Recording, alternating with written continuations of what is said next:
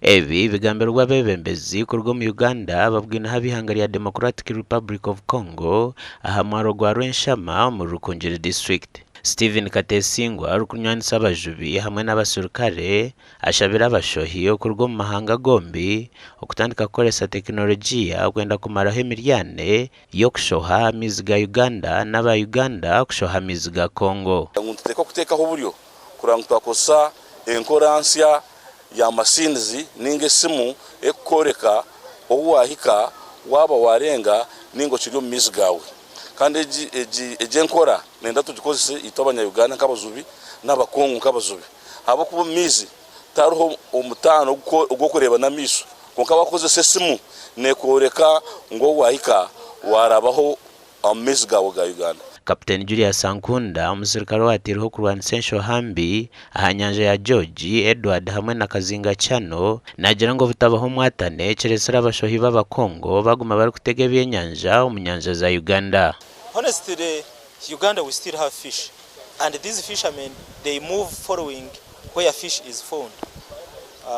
For example, this month only we have arrested 65 boats for only this month, and I think they would have reduced. So for this matter, they are still coming to our waters, which we don't really want. Tutapiganisha sisi kama bunge kuweza kuikalisha wavuvi ya Kongo kuona namna gani kuacha kuweza kuvuka. Shida kabambi ni kuweza kuvuka mipaka kukia kuvua ngambo ya Uganda. Hiyo ndio shida ambayo naweza kutusumbua sana. Na hivi ndaweza kushukuru tena guvernema ya Uganda kuweza kutusikia. Aneti cyo muhendo chairman w'umwaro gwa Rwenshama nagira ngo Abakongo baba batazibirwe kugumana ibijo mu miziga Uganda ebyenyanja nibija kwamo. Kongo bagumizamo bata enyanja yona nibaza kujeyerera.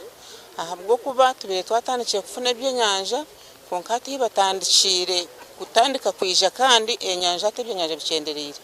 Kandi bine buharuro munonga so tushaba government kugira ngo yetuyambe triste bakwate ensharo baba borekaho koma nitwe turakome. Muri chikoru Kapiteni Julius Ankunda aherize injina 5 z'Abakongo ezikwasuruwe habwesho hambi gasha kwa Gilbert Muhanguzi.